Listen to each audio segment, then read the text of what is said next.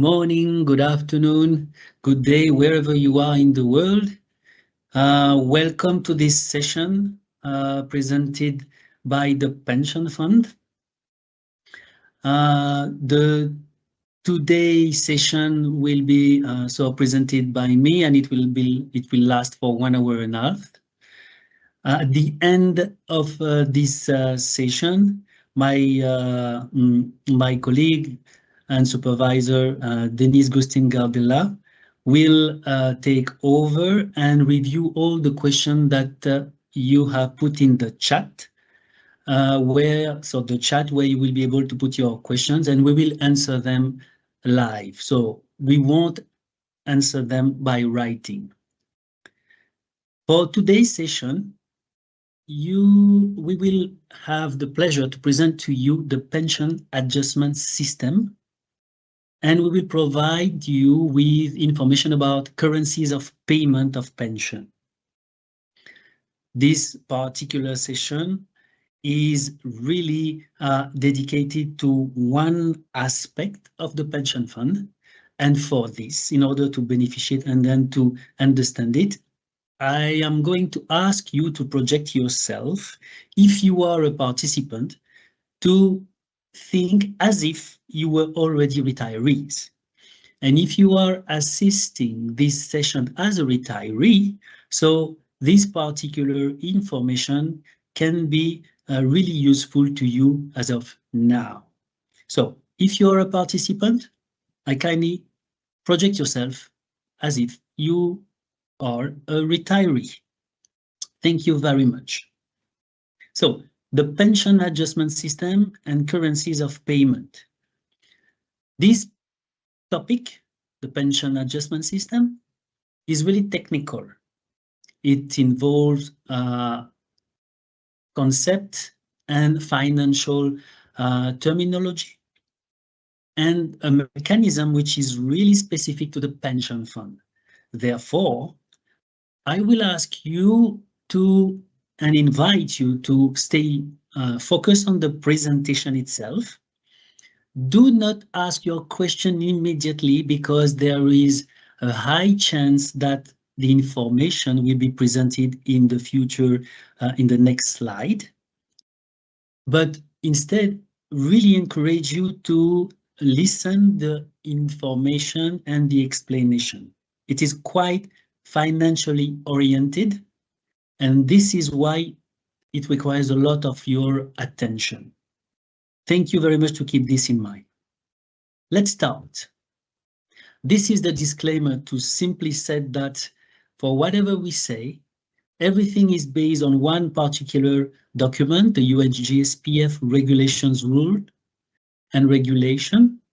This is the document which is the basics of our presentation, and whatever is said should be referred to this, where you have everything noted and written. This document is available and accessible. It's public from our website. What we are going to cover during that presentation. First of all, as said, the pension adjustment system.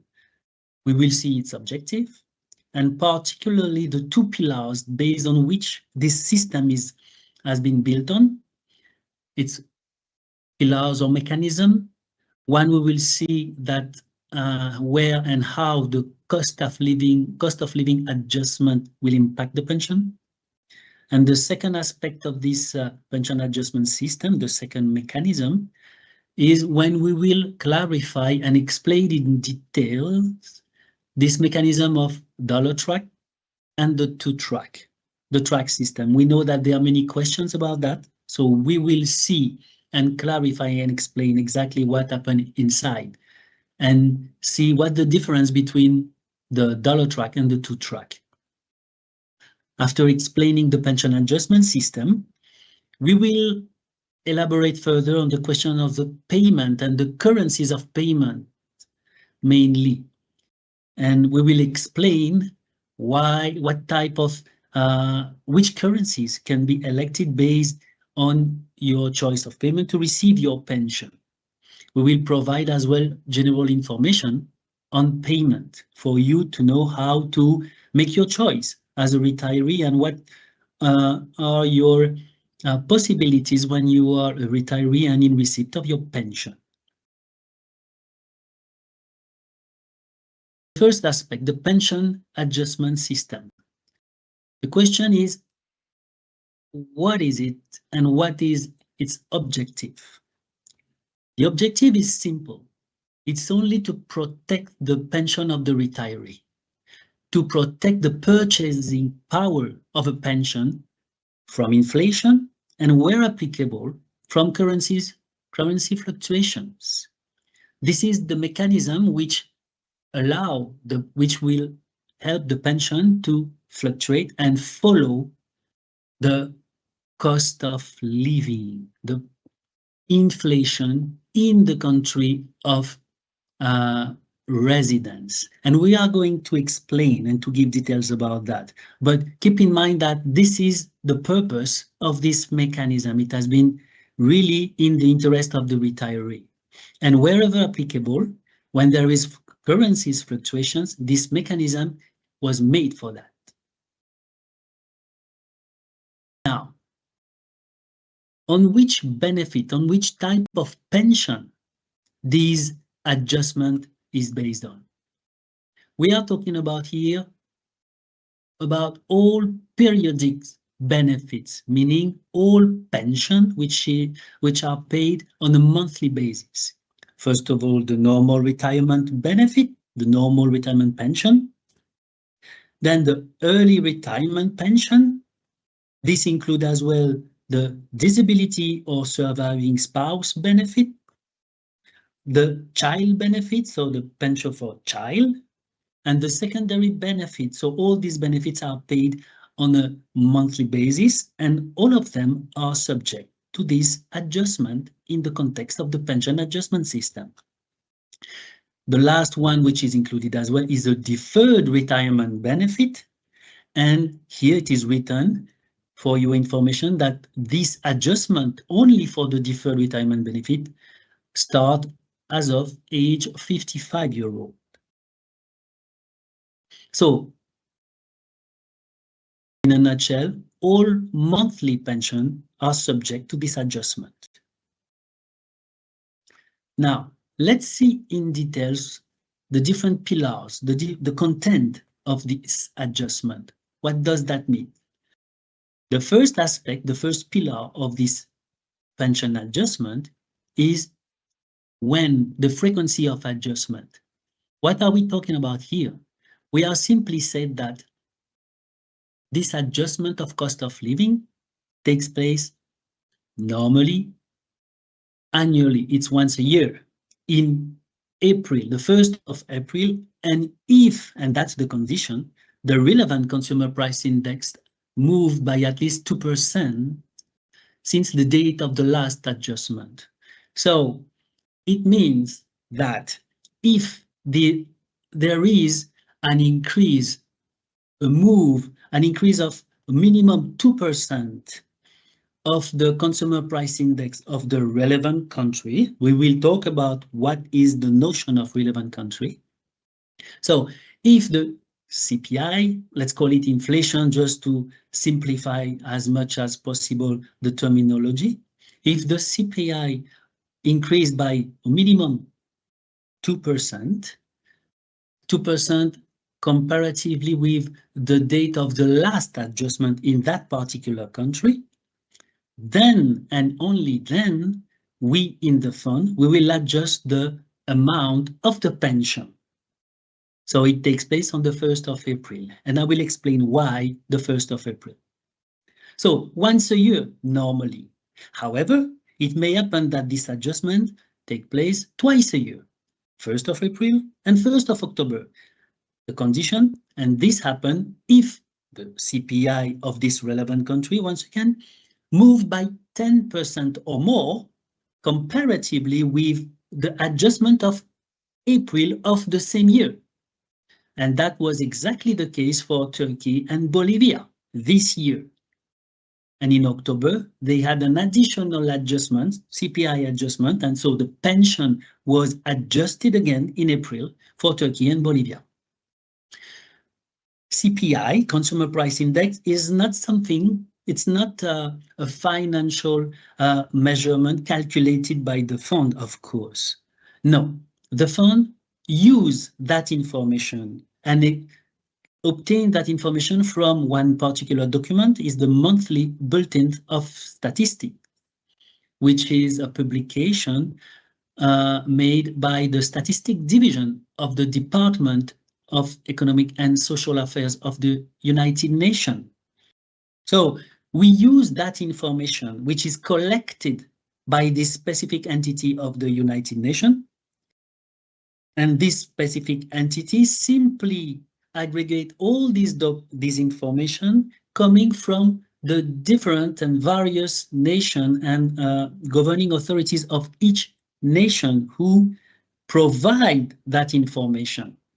And the point is, they give that information at the end of the year, in December. So during the period December until March, this information is collected, put in the monthly bulletins of statistics, and this is why we in the fund, we can go through the document during the first quarter of the year, and then we have the information and we can apply, verify the calculation, and apply the adjustment on the 1st of April.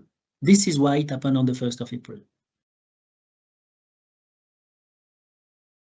It is important to notice is upon separation, at time of the first adjustment, the first adjustment will be reduced by 0.5%. This is a reminiscence of an economical measure introduced in 1983, 1984, at the time when the pension fund actuarial value was not as good as it is today. And it was to protect and ensure that, to protect our system, the pension system, and ensure that we will keep on paying the pensions. And this was introduced in 1984. And today we still have, on the first adjustment made, a deduction of 0.5%. We have to keep in mind as well that adjustment can also be negative. And it is really rare, but it may happen.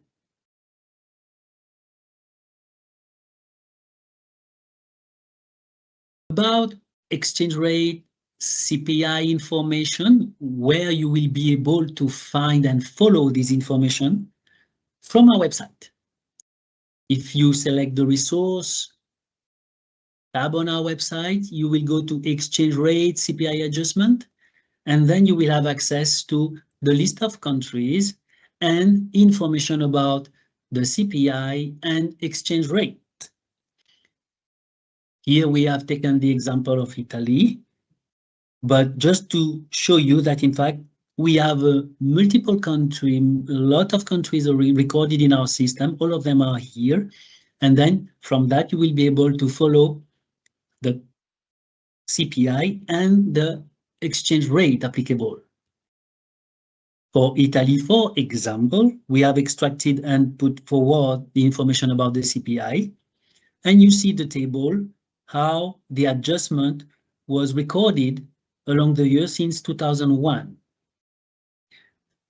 What is important to notice on that table, and this is different from country to country, of course, because the CPI adjustment is not the same by country. You can find on this table that some years are missing. Some years are missing simply because the condition to apply the adjustment was not there and was not existing at the time. For example, between 2018 and 2022, the CPI adjustment, there was no CPI adjustment as far as the fund, the pension fund is concerned. It does not mean that there was no inflation in Italy between 2018 and 2022. It simply means that the condition, meaning the 2%, CPI move, increase, was not there. So that's why there is nothing applied. There was nothing applied between 2018 and 2022 on pension. So no adjustment between that period. It's only from when you consider 2018 and then in 2022, when the increase of CPI was calculated to reach 5.3%, and this is why we have applied in April 2022 the adjustment on the pension for retirees residing in Italy. Question we receive often is, okay, what happens if you have inflation, for example, between 2018 here and 2022, if we have inflation CPI increase of 1%, 1% or 0.5, etc., will this add up for the fund to adjust the pension afterwards? No, there's no concept of adding up the inflation rate, the CPI increase, if they are under 2% as per our calculation. So we do not add up them. So this is why what we reflected here, we reflected only the years when we have adjusted the pension, in that example, in Italy. Moving forward, an explanation and then an illustration of how much and how the mechanism of adjustment takes place. For example, for a retiree who has received the pension in March 2005, so we have calculated at that time the pension, and it was calculated at 1,000. And then year after year, when we apply the CPI adjustment, and if you notice well, the first time we apply the adjustment, we have deducted the 0.5% as explained, which is the initial deduction. It happened only once. And then we apply the subsequent adjustment year after year whenever the conditions are fulfilled. And then if you check and you see the amount paid in yellow here, at the end of April 2025. So this is when we reach an amount of 1,675.13 as a matter of pension for that retiree. So this is only to illustrate the calculation that we do internally to adjust the pension of a retiree. This is as far as the first pillar of the pension adjustment system works. So we adjust the pension based on the CPI of the relevant country. Now, let's talk about the second aspect, the second pillar of the pension adjustment system, which is probably where we have the most of questions. We are going here to introduce the concept of dollar track and the concept of two track. And it appears that when we speak, and if you may have already spoken with your colleagues and with other retirees, so instead of referring to two track, we use as well commonly the terminology of local track. It is the same in spirit, but the real name is two track. There is a reason behind it, but at the end, here, for the purpose of clarifying and explaining this concept, we are going to use the real name. On one side, the dollar track, on the other side, the two track, and we are going to see exactly what trigger this terminology and why we use that terminology. And what we are going to compare both tracks. First of all, under the dollar track, the dollar track is called and is the default position. Why? The pension fund is a dollar-based organization. We calculate originally and initially all pension in dollar. And you have probably seen that as well when you check out your, while you are a staff, when you verify your annual pension statement, which is the document where you can see, and that's as a matter of reminder, this is the document as a staff, active staff, you can follow the contribution, your yearly contribution and your history in terms of pension. When you check this document, annual pension statement, if you are a staff of the general service category, you will see that the pensionable remuneration, if you are not paid in dollar, your pensionable remuneration each month varies. It is normal because whenever we report an amount in the fund, we convert it in dollar. So that's why every month your pensionable remuneration is different in dollar term. Even if in your specific country, like for example, if you are in France or in Germany or in Norway, as a staff of the general service category, your salary is denominated in the local currency. But as far as the fund is concerned, as a dollar-based organization, we transform everything in dollar. The dollar track, going back to the presentation, is then the default position. Your pension is initially calculated in dollar. Opting for the two-track is an option, as mentioned. So this is just an option. It's a choice. It's not obligatory.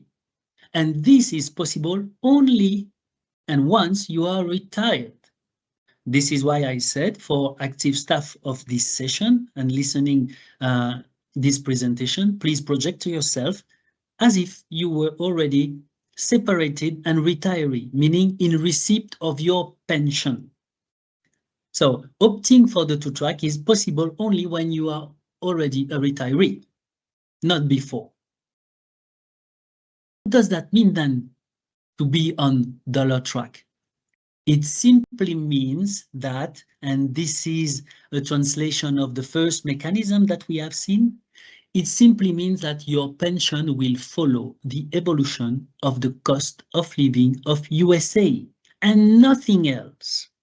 When you are on two-track, it means that your pension will follow the evolution, the cost of living in your country of residence and nothing else. So here, this is where we have a lot of misunderstanding. There is the belief that in fact it is related with the currency of payment. No. Being on dollar track means that your pension will follow the cost of living of the USA. And on two track, it will follow the cost of living in country of residence. So the track, whether it is dollar or two track, is only a matter of evolution of cost of living and nothing else. We will see about the currencies of payment later, but it has to be understood that the two are separated. The concept itself, the basics, the basics of the track, dollar or two track, is the fact that to answer the question, how my pension will fluctuate, how my pension will be adjusted. It is based on the cost of living. So here, if there is an information that you have to keep in mind at the end of this session, it is exactly this. Being on dollar track, then it means your pension will follow the evolution of cost of living of USA. And on two track, your pension will follow the evolution of cost of living in your country of residence. Consequence of this calculation and being on dollar track or on two track, when you are on dollar track, it means your pension has been calculated in dollar, your pension, initial pension. When you're on two track, being on two-track means that the fund will as well calculate your pension, your initial pension, in the currency of your country of residence. And this is what we say, that we calculate your pension in local currency. We will use a specific exchange rate to evaluate and calculate your pension in local currency. It is the 36-month exchange rate at date of separation. It is important to understand that this exchange rate is an average, the mid-month, the 36 mid-month exchange rate prior to your date of separation.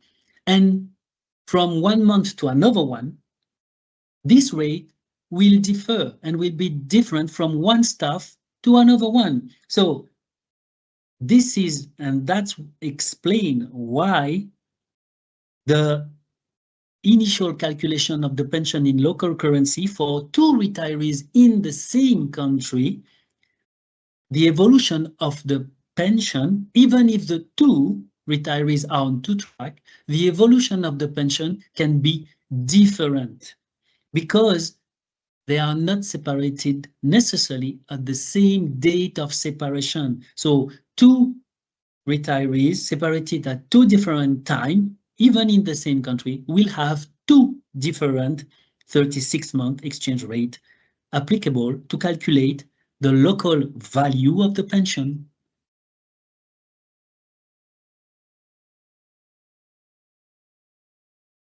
Now, mechanism.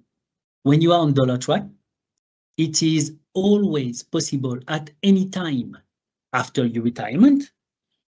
It is possible at any time to opt to change to the two-track. So from dollar track, it is possible to opt and move to the two-track.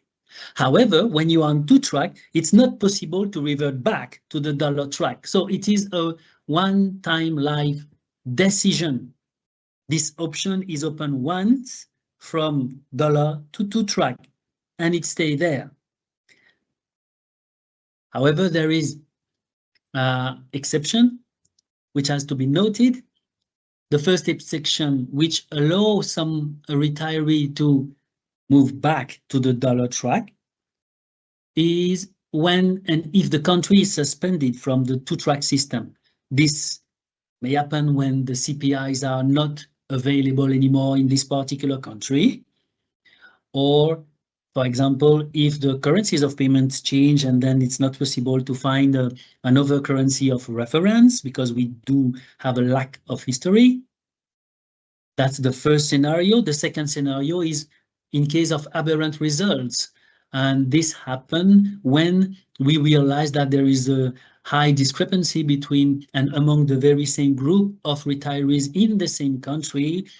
And due to that high and big discrepancies, this is when the decision is taken to review case by case and to revert the pension which was on two-track to dollar track. That's the two exception. Otherwise, we don't apply any exception. This is a one lifetime decision to switch and to opt from dollar track to two-track.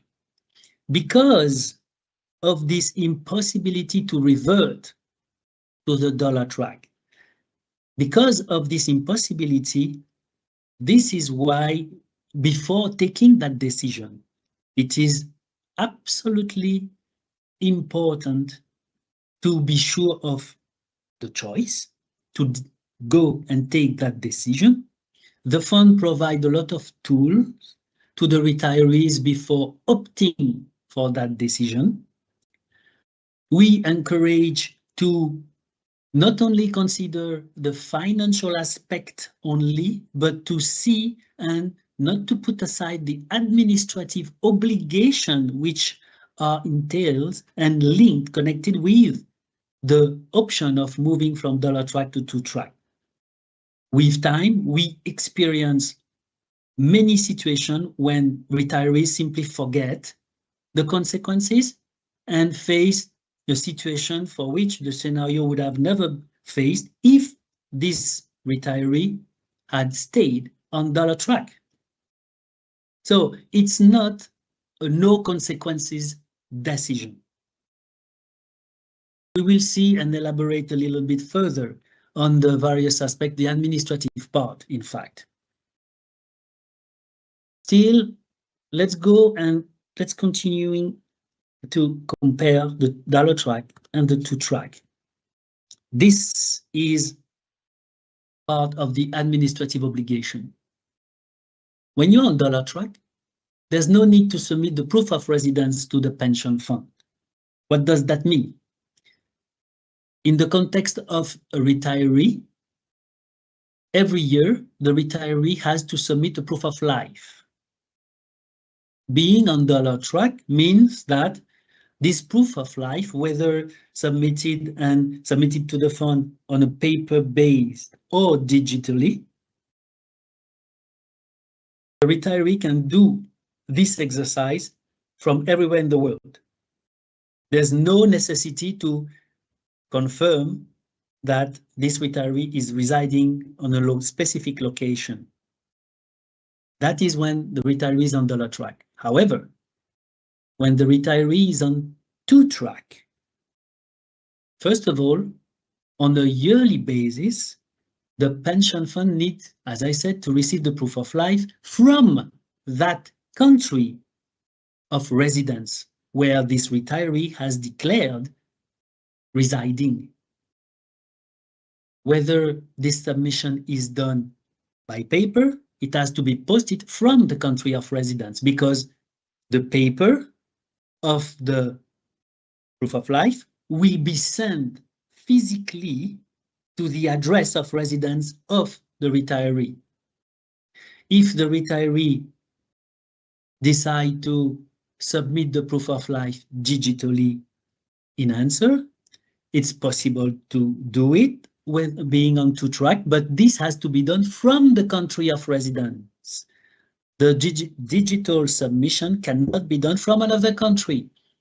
If it is done from another country, for the fund, it means that we need to verify and go in a process of verification that this retiree still resides in the country at the address given by the retiree, to ensure that the pension is calculated and remain calculated on two track of this specific country.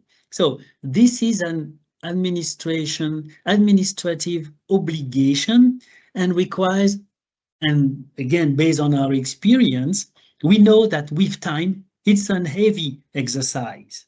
So as long as the submission of this proof of life on a yearly basis is done from the country of residence, everything will go smoothly. Otherwise, we will request the retiree to confirm that he or she is still living in that country of residence if and in case of discrepancy by the time when we receive the proof of life. That's the first aspect. Here, we mention as well that each time that the retiree decide to move country, while this retiree is receiving already the pension on two track, because of the two track, this retiree, as soon as moving to another country, will have to submit the form, the E11 form, and then a proof of residence, the certificate of residency, to support that move, for us to record the new country and then to readjust the pension, because that is one important information. Once you have opted for to receive your pension on two track, then this mechanism will follow all your life. So if the retiree change country, then the two track will be applied on the other country as well. So this is not a simple decision. It has not only a financial aspect, but keeping in mind that it entails a lot of administrative obligation. This is exactly what is reflected on this next row, that the fact that when you're on dollar track, somehow it is really convenient to change country. You can change, and there is absolutely no administrative obligation as long as you just inform us about your address, your new address to receive your information, because we need to have an address in file. And then there will be no changes of benefit amount neither. And it is not the case when you're on two track.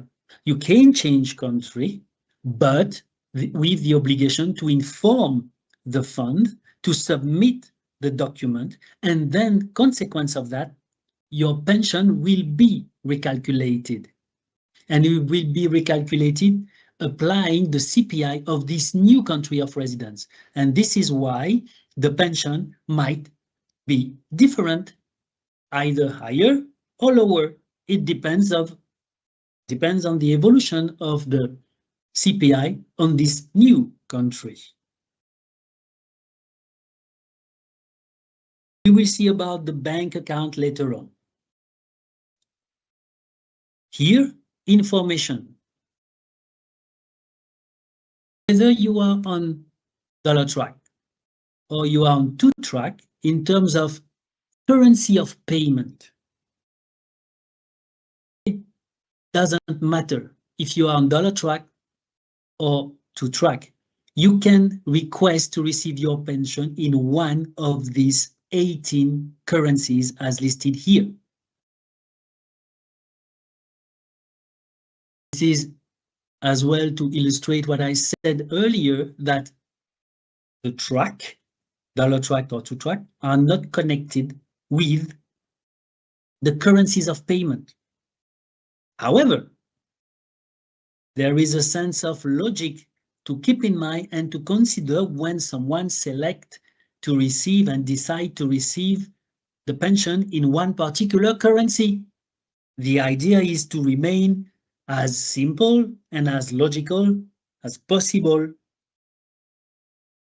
So, when you consider the dollar track, as said, you have the possibility to receive your pension in one of these 18 currencies as listed here, with the fact that there is no minimum, no maximum, because if you decide to receive your pension in a currency different than dollar, the pension fund will apply the conversion in the currency that you wish. We in the fund, we use a lot of exchange rate. We will use the quarterly exchange rate, and then every quarter your pension will be different if the currency of payment is different than dollar. The point is, when you are on dollar track, due to the exchange rate, on which the fund does not have any control, of course, when you will receive your pension, there will be no minimum, no maximum. It depends how the currencies are fluctuating. We are going to illustrate that mechanism on the next slide. When you are on two track, the approach is a little bit different. When you are on two track, first of all, it is necessary to, and this is where we go a little bit deeper in the notion of two track. What is behind the two track?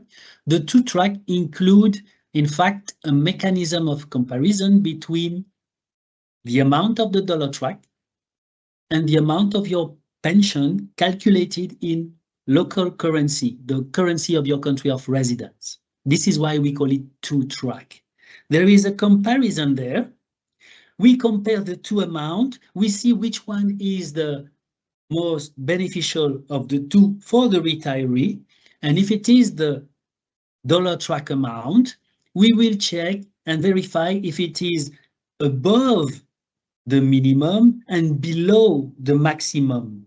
And whichever is the most beneficial to the retiree, it will be paid out to the retiree. So when you are on local track, the system itself contains a mechanism of comparison, and the the creation of a minimum and a maximum amount.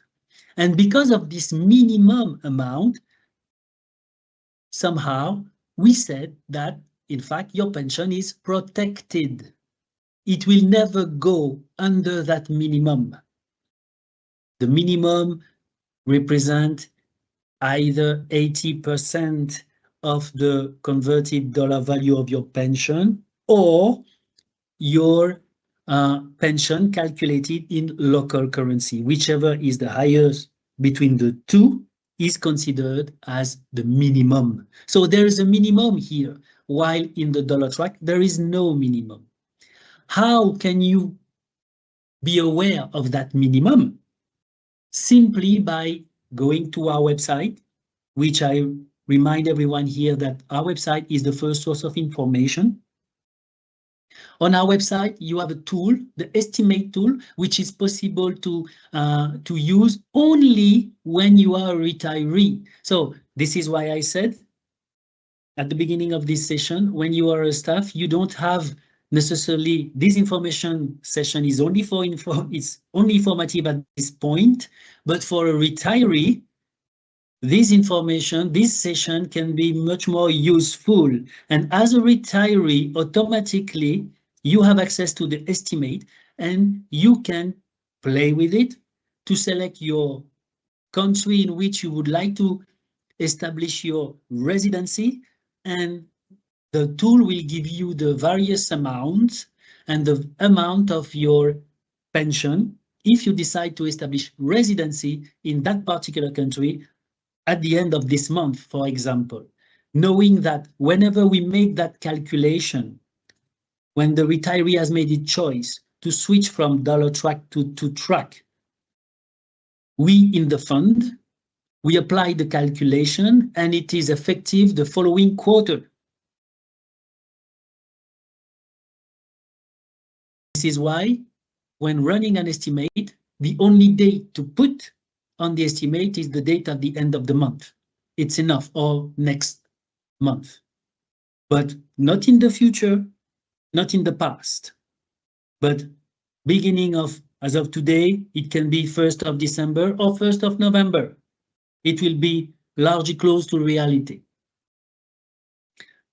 So information to remind from that slide, whether you are on dollar track or to track, you have the choice of in terms of currencies of payment. We will talk in details about currency of payment later on, but keep in mind, when you are thinking about the track, that's the currency available, the currency of payment available. Important information when you are on to track mainly, this is where the concept of being logical is really important. And that's why we have put this recommendation here. It makes sense to keep the currency of payment the very same of your country of residence. Otherwise, the mechanism will go through multiple conversion with exchange rate, which is at the end a loss of money for the retiree. So if you are located in Norway and you want to switch to opt from dollar track to track Norway, it makes sense to request the payment of your pension in Norwegian krone. And the very same if you are in the Eurozone country. If you want to receive your pension in Spain and you want to opt from dollar track to track Spain, so it makes sense to request your pension in euro. Yes, as explained here, every 3 months, every quarter, the amount will be different, but that's part of the mechanism itself. In terms of payment fluctuation, this is just to illustrate. If you decide to receive your pension in a currency different than dollar, regardless of the track, whether it is dollar track or local track or to track, then in the fund, we will convert using the UN quarterly rate, and it is made by the pension fund. And the result will be, as you can see here on this table, during 3 months, the amount will remain the same. And it will change the following quarter, and so based on the evolution of the quarterly exchange rate. For information, the quarterly exchange rate corresponds to the rate of the beginning of the month prior to the specific quarter. And again, exchange rate is not created by the pension fund. We use that information collected by UN Treasury. On our website, you will find a short video, explanatory video of exactly what I have explained to you now. It lasts between 6 and 8 minutes, really explanatory, more technical. It goes even deeper in the details and of the mechanism of the two-track for whoever wish to have more information and understanding of the mechanism. Some reference, some materials for your reference where you can find information from our website, which, as I repeat here, which is the first source of information. Please visit our website. It is not something that can be done one time only. No, you have to go to our website and look for information for one answer and go back again, because the terminology concept can be really difficult to digest. We know it. So take your time, but visit our website multiple times to have information. And when it comes to make the decision to think about opting to the two-track, when you're on dollar track, you have the booklet, as said. The tool, really important tool, which is the most important one, you have to run an estimate. And that is possible only when you are a retiree, meaning after you have received your first pension. Do not make a hasty decision, because, first of all, this decision is irrevocable, and secondly, it involved fluctuation of exchange rate. And from one quarter to another one, it may change. It can be worse, or it can get improved. It can improve. So you may see that your pension can go higher for one quarter, decrease the following quarter, and then going back higher. With time, it goes high, because there is the mechanism of adjustment.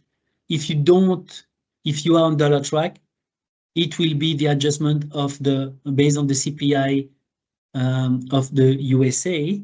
And we know by experience that this CPI, the USA CPI, is adjusted quite often, regularly on a yearly basis.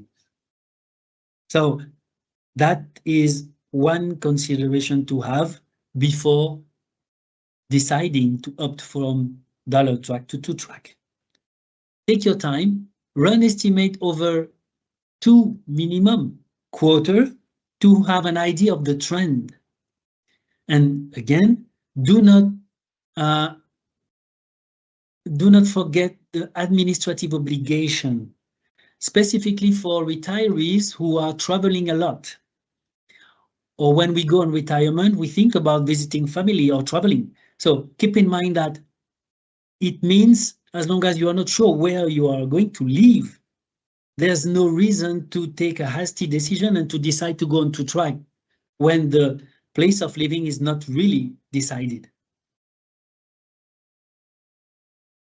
Again, this is where to access. So this is where to access information about the two-track, the dollar track, from our website. This presentation, this video is recorded, and this presentation will be available as well. So you will have the links and you will be able to access all of that. This concludes our information about the track, the dollar track versus the two-track. Now let's elaborate further on the payments, the currencies of payment. In terms of payments, we in the fund, we make the difference between one-time payment, which we call weekly payment, and the monthly payment, which correspond to the monthly pension received regularly. In details, the weekly payment, the one-time payments.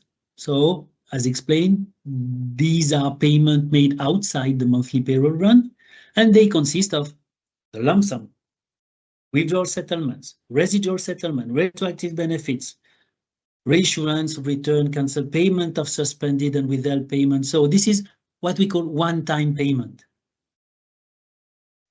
For this payment, we pay them on a weekly basis. That's why the name is weekly payment, and we pay them every Thursday.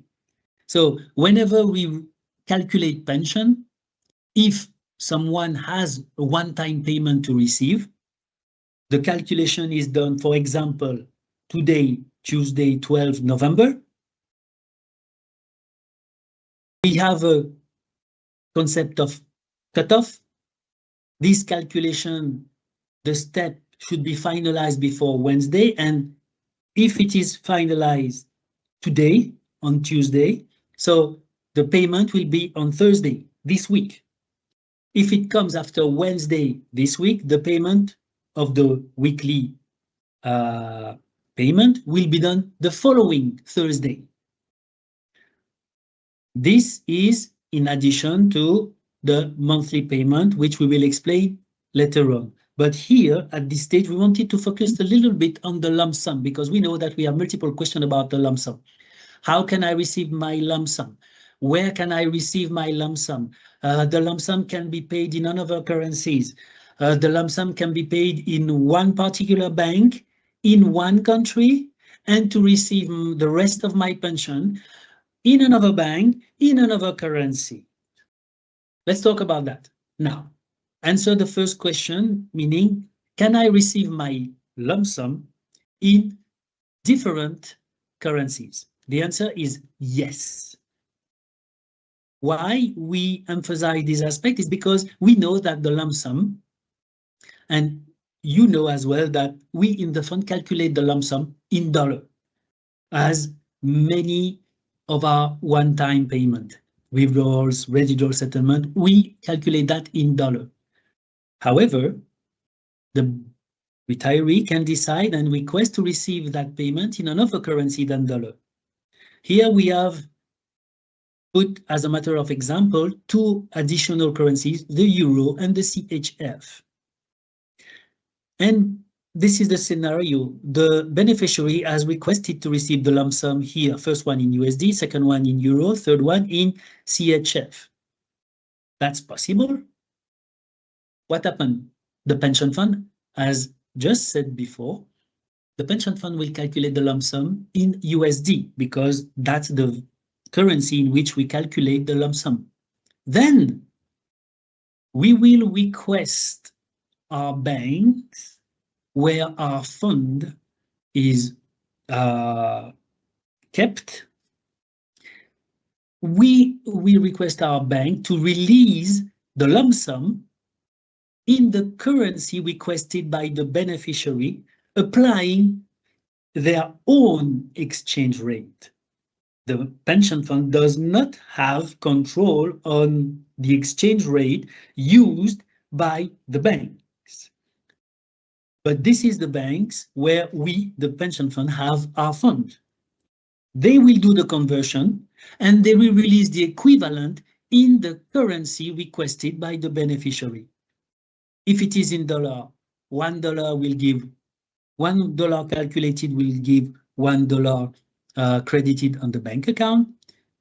If it is in euro, it will be definitely another amount, and the very same for any currency different than dollar. We can release the lump sum in multiple currencies, something around 160 currencies is possible. And for whenever, for any reason, we cannot do it, we will release it in dollar. The lump sum can effectively be paid in a bank, on a bank account, different than where the retiree will decide to receive the monthly pension. it can be in a specific currency and the monthly pension in another currency. It can be in two different banks. Absolutely no problem. We can do that. Lump sum somewhere and the monthly pension somewhere else. We have particularly questions about UNFCU. Yes, of course, you can pay everything on UNFCU and we can release pension on UNFCU.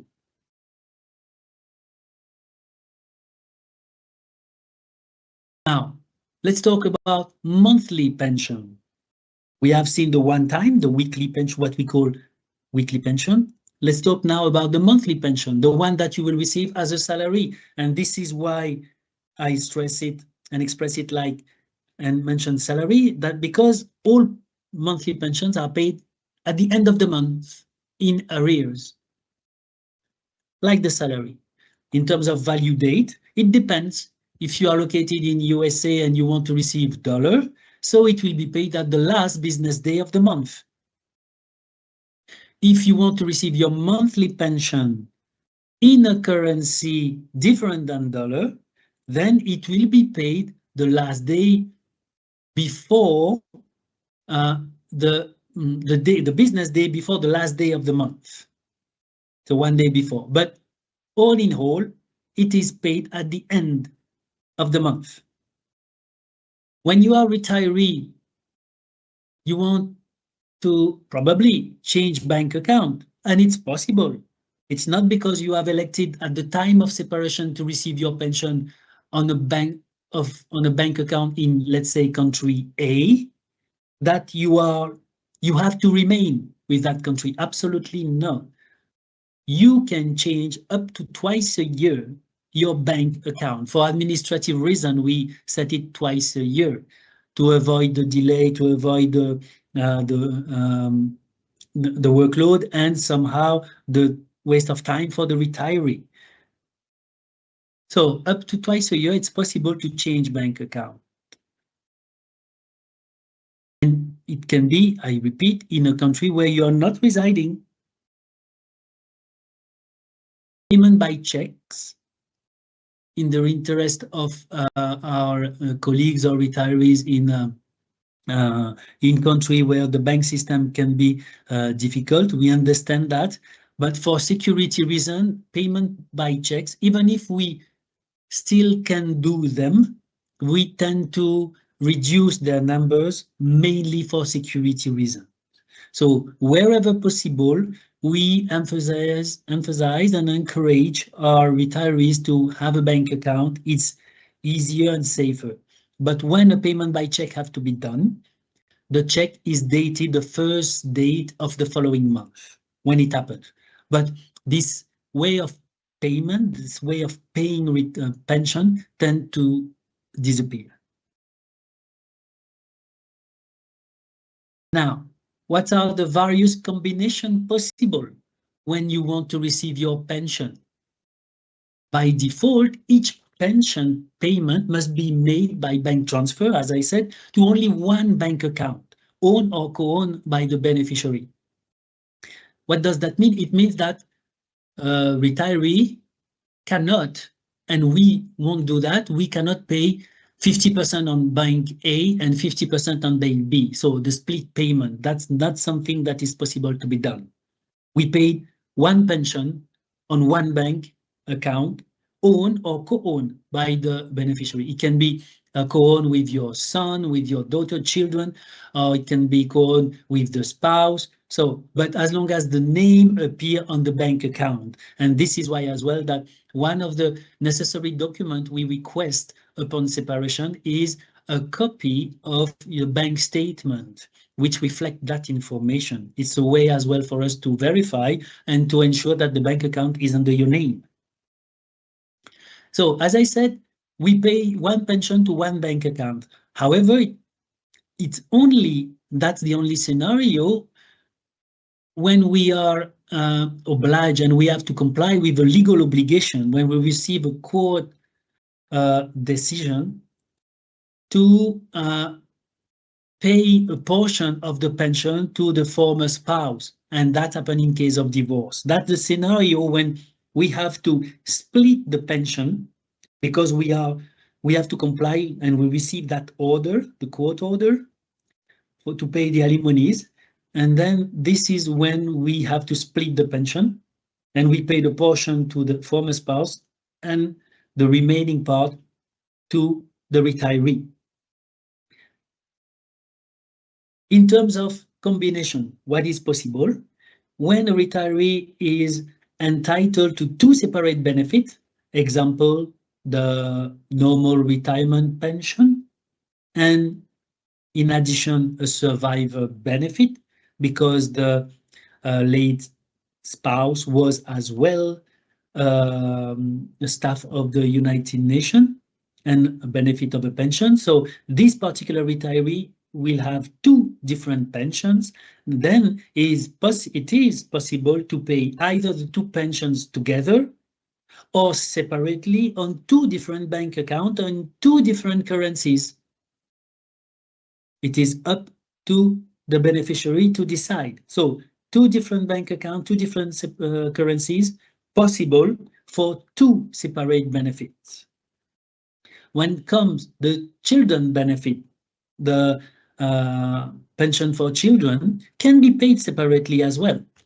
It can be paid to a bank account owned by the staff or the child, or jointly co-owned by the child and the staff. So that is possible when we have a child benefit. Normally, all pensions are paid on a monthly basis. However, for any reason, on request of the retiree, small pensions can be paid on different frequency, not monthly, but quarterly, semi-annually, or annually. It is an automatic system. The retiree just need to tell us that he or she wishes to receive the pension on a different frequency than monthly. Then we in the fund, we will record it and adjust the payment, and it's automatic. There is absolutely no need to contact back the fund every quarter or semi-annually or at the end of the year. It's automatic. The system will release the payment at the time requested by the retiree. Be careful when it comes to modify the frequency of payment. This option is not compatible with ASHI deduction. So we really invite you, whenever the retiree wish to explore the possibility to receive the pension in a frequency different than the month, to contact first the medical service to see the consequences and to discuss this new arrangement. Now, this slide is about still about the construction in terms of currencies of payment. It's possible to receive the, as we said, the monthly pension in 18 currencies, but the one-time payment in 165 currencies, executable currencies. But whichever solution that you have decided, and please, you are invited to ensure that your bank account corresponds to the currency in which you would like to receive the pension. Otherwise, your bank will apply another conversion, as you can imagine, and then it means that the retiree will face additional loss, possible additional loss, or bank fees. So this is really to illustrate, this slide and the other one, to illustrate the fact that it is necessary, fundamental, to be as logical as possible. Wherever we live, in the country where we have the currency, it makes sense to reduce as much as possible the cost applied by the various banks to open the bank account in the currency of your country where you are living or where you want to receive the pension, just to reduce the cost and again, just to remain logic. And yeah, this is the only objective, to reduce as much as possible the cost and not losing money for nothing. We know sometimes it is not necessarily easy or possible, but please, as much as we want to receive the pension as a whole in totality. So it's better to remain logic as much as possible. We have reached the end of our presentation. We really thank you for your attention. Now I will probably stop sharing, and I invite Denise to take the floor for the Q&A and question that you have put in the chat. Thank you very much for your attention.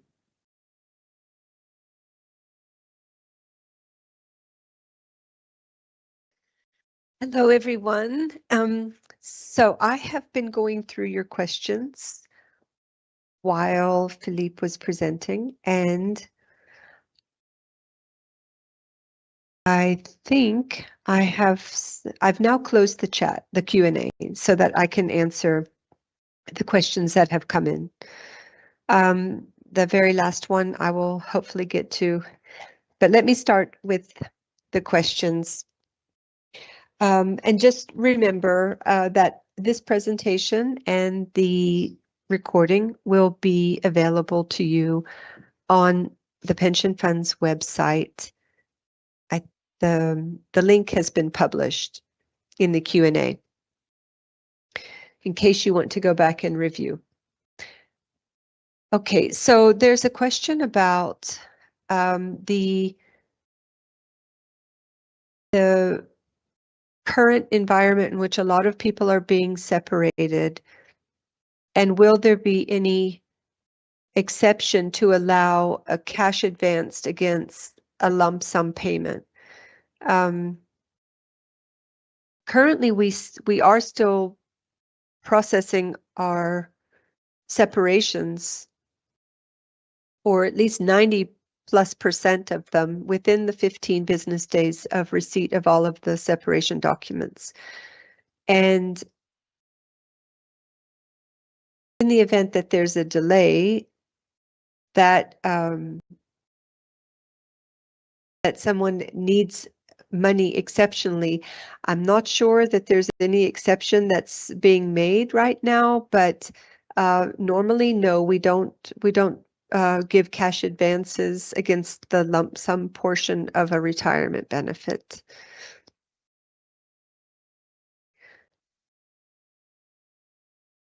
We haven't, just to reiterate, we haven't really needed to have that kind of exception to consider it because of the efficiency that the fund is processing the separations. And just be aware, please, that we cannot process a pension benefit unless we have all of the separation documents from your organization and from you. Okay, now I'm going to go to the questions that are related to today's presentation. So someone who retired at age 55 and they're now 60, and they will start their pension in 2 years at age 62. So because you separated at age 55 and you're not yet getting your pension, this means that you've chosen a deferred retirement benefit. And the deferred retirement benefit will have a cost of living adjustment applied when you reach age 55. But you will not see these adjustments applied when you run your estimate. So if you want to see the current value of your benefit that's not yet in payment, and you have a deferred retirement benefit not in payment, you would need to contact the fund, and we would have to provide that estimate for you. So what you'll get when you see your estimate is the value that was at separation date projected to your normal retirement age. So you would need to contact us to get the new value with the COLA applied. And you can do that through our Contact Us form on our website. The next question was, is it possible to show stats for the adjustments under one track with those for two track, for instance, EU country? I think this is just generally about which countries tend to opt for the two track. Philippe, do you have that handy?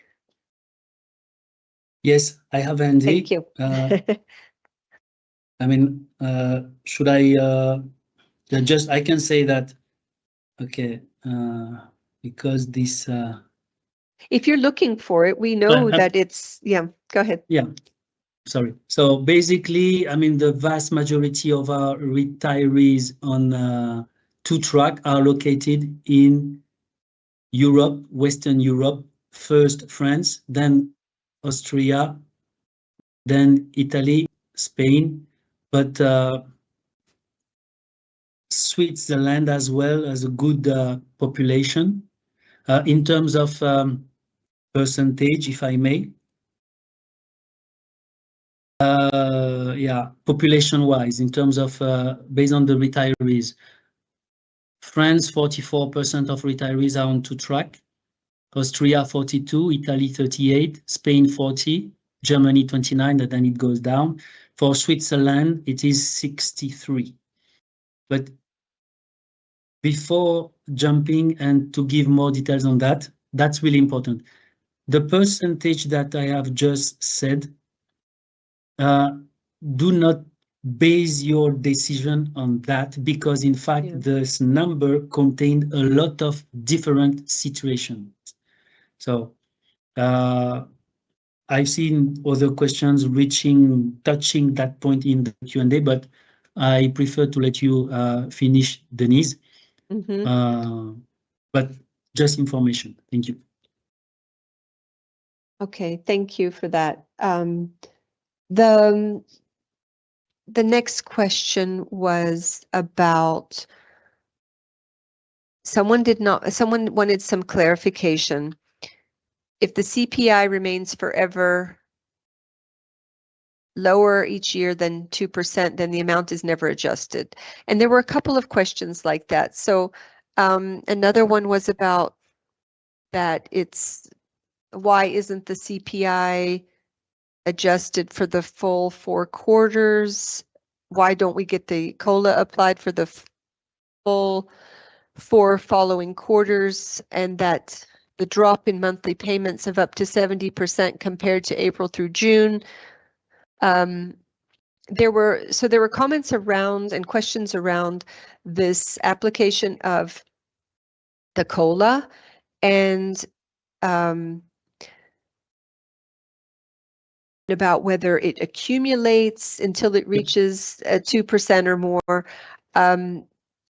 Do you want to respond to that? Okay. Thank you very much. Yes. So first of all, starting from the end, the CPI does not cumulate. That was explained.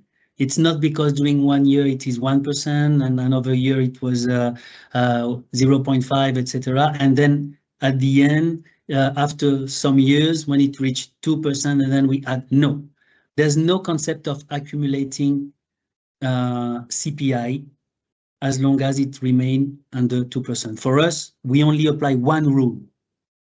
If comparatively with the last adjustment, the increase of CPI is above and minimum 2%, this is when we apply the adjustment, and it remains 2%, regardless of what happened in between.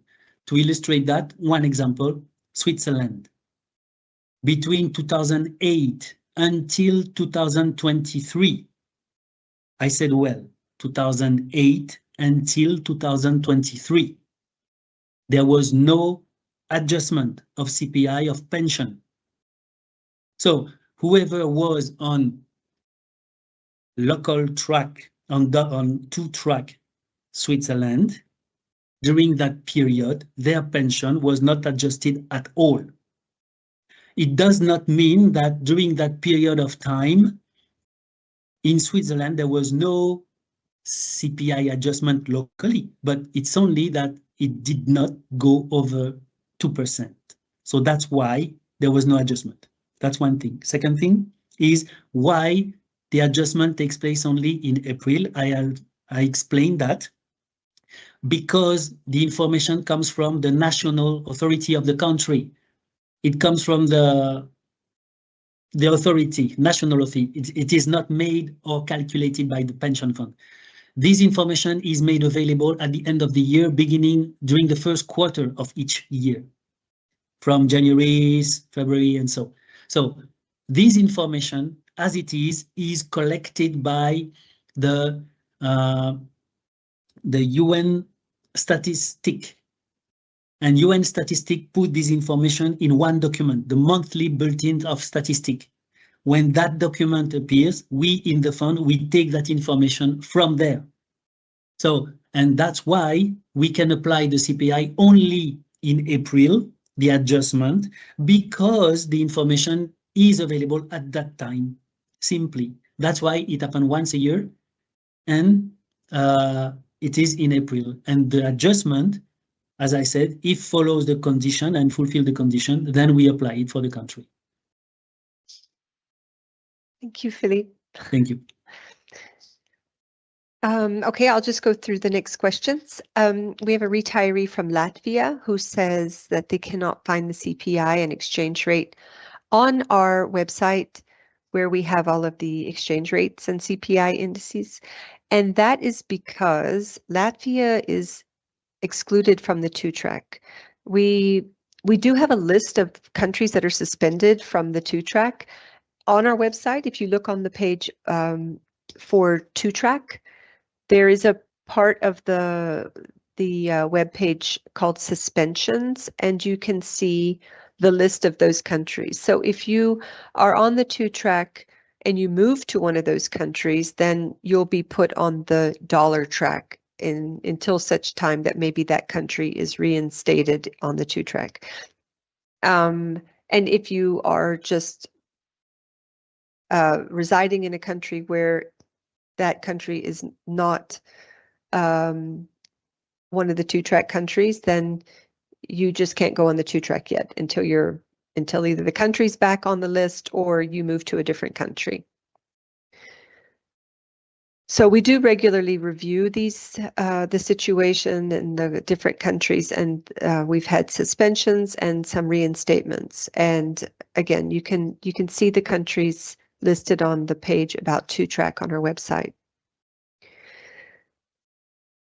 Now, there's another question about someone who, I think this must be a retiree, received $1,000 less than usual because of the US dollar weakening. And for whatever the reason, and for the US dollar track, is there anything the fund can do to adjust it? So if you're receiving your benefit in a currency other than US dollars, then you are going to experience fluctuations in the amount of your benefit because of the exchange rate. And if you're receiving your benefit in dollars, then something else is at hand because you should not be receiving $1,000 less if you're being paid in dollars, unless you are then your benefits established in dollars. And so I'm assuming this is someone who's being paid in another currency. So the whole topic today about the two-track is a mechanism to try to protect you from such wild fluctuations and to maintain purchasing power in the country where you're residing. So I hope that is what the question was about the adjustment. So other than that, it's the cost of living adjustments, which will be according to the CPI in movement in the United States, unless you're on the two-track. And then, as Philippe has explained, there will be a comparison between the dollar and the currency in your country of residence, and you will be paid the higher subject to the minimum and maximum. Then we had a question about, is the exchange rate fixed once and for all based on the 36-month average with no adjustments regardless of the development of the exchange rate? So the 36-month average exchange rate is what is used to determine your local currency amount, your base amount. And then that local currency amount would be subject to the cost of living adjustments in your country of residence. Okay, and then another question about what is used for local currency exchange rate calculation if you switch to local track after being on the US dollar track? If, for example, you change after 10 years on the dollar track, what is the exchange rate used? Is it the one at separation or the date of the change? So the 36-month average exchange rate is the one at your date of separation. And unless I'm thinking they're talking about exchange rate, a different exchange rate, I don't know, Philippe, if you have anything to add to that? No, absolutely. Okay. Absolutely nothing. Okay, thank you. Next question. If I change my country of residence during my retirement and I'm on the two-track system, can I move to the two-track system in my new country of residence? Not only can you'd have to. Once you're on the two-track, it stays with you as you move from country to country. So if you're on the two-track for France, for example, and then you move to Spain, your benefit will then be recalculated according to the as on the local track for Spain. And if you move to another country, it will be recalculated to whatever new country. So this follows you unless and or until you went to a country that was suspended from the two-track, for example, or you move to the United States where you're still on the two-track, but you're in the US. So it's the same as if you were on the dollar track in that example, but you're still on the two-track. So if you moved again, you would still be on the two-track for whichever new country you go to. Then we have a retiree who has opted for two-track has changed the status by becoming a U.S. resident. Later, can the retiree opt for U.S. dollar track? So, I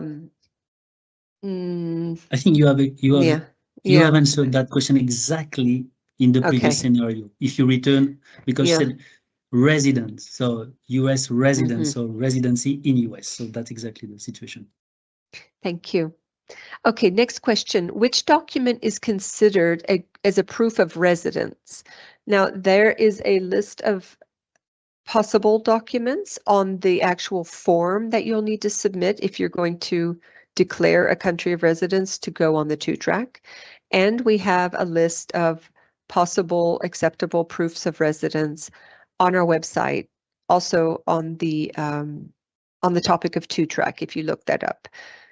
It's something like something issued by your municipality that says that you're a resident, for example. Sometimes we additionally ask for utility bills and or tax returns. And then the question goes on to say, which document is considered as a proof of life? A proof of life document is the certificate of entitlement for the pension fund. So that you have to provide whether you're on the two-track or not. We have every retiree give us a proof of life every year so that we know they're alive and we will then continue to pay the benefit. The proof of residence is something which is required only if you're on the two-track.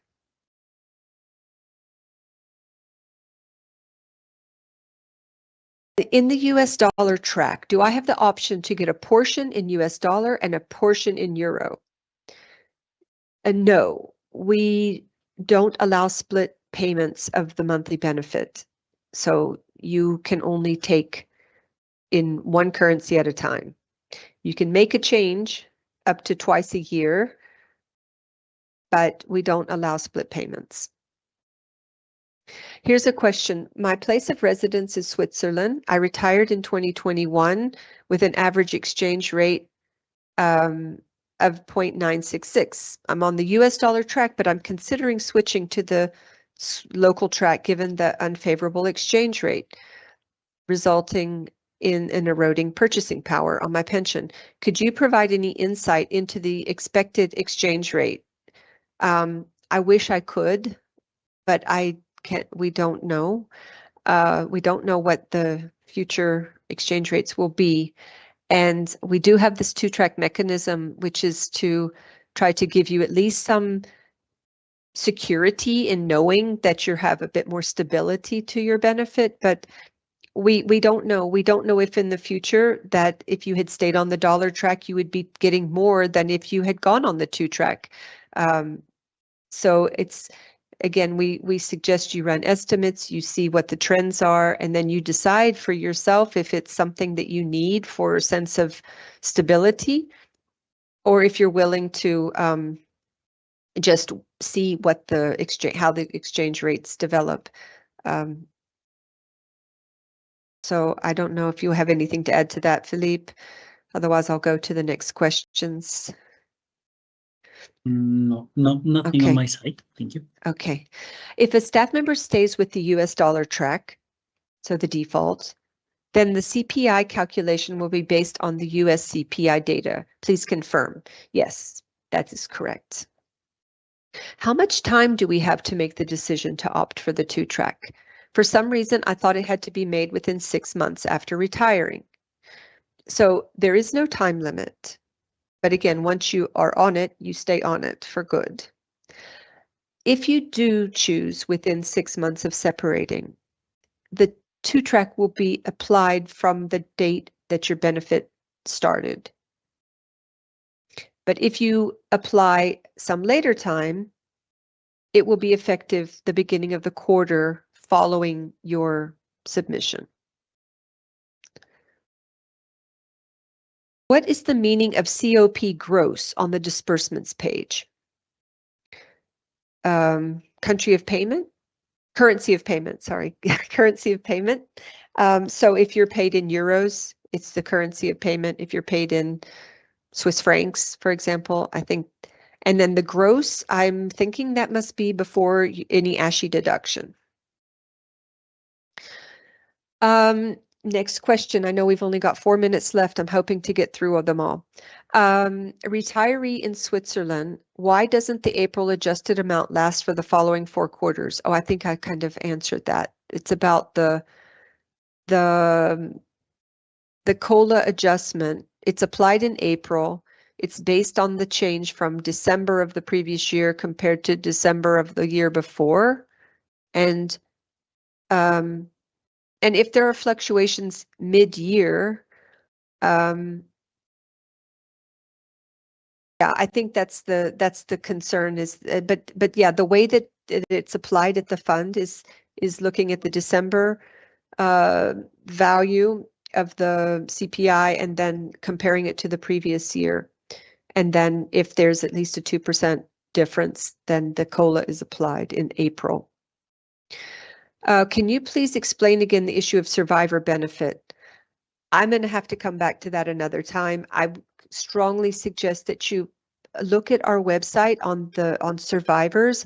We have a couple of really great videos about survivors benefits and also information for potential survivors in case they need to look up what they need to do if one of our retirees is their family member and passes away. But just generally speaking, a survivor's benefit is a benefit paid by the pension fund to someone who is your dependent, and they will be paid a benefit in the event of your death if you have a retirement benefit or a disability benefit, some type of monthly benefit.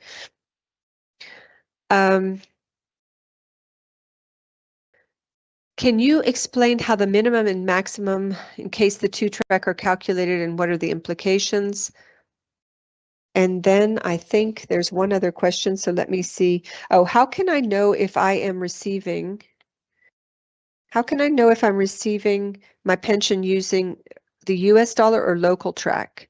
So if you're on the 2-track, this is how I interpreted the question. If you're on the 2-track, you will have this comparison each quarter, the dollar value and the local track value, and one of the two will be paid to you for that quarter. And you will receive a COLA letter that will actually indicate the amount of your benefit for that quarter. And the COLA letters are in your member self-service account. So that is how you would know. And I think the very last question is similar to the minimum and maximum. So if you have 1 minute, I don't know if you can explain that in 1 minute, Philippe, but it's about the 80% minimum and so forth. Yeah, thank you. In 1 minute, I will try to explain that. Okay.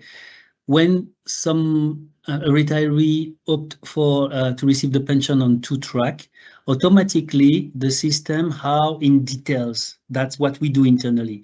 We define 4 amount: the dollar value of the pension, the local currency of pension using the 36th-month average exchange rate, and then from that, this corresponds to the first, the base amount. This is the first minimum.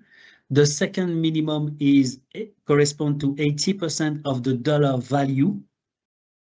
And then we have the maximum, which is 100, correspond to 110% of the dollar value of your pension. From with this 4 amount, in fact, and I know that I gave 5, but what we do is these 5 amounts will follow and will be adjusted with CPI whenever it happens, and the CPI of the USA for the dollar value, and the CPI of the country of residence for the local currency amount.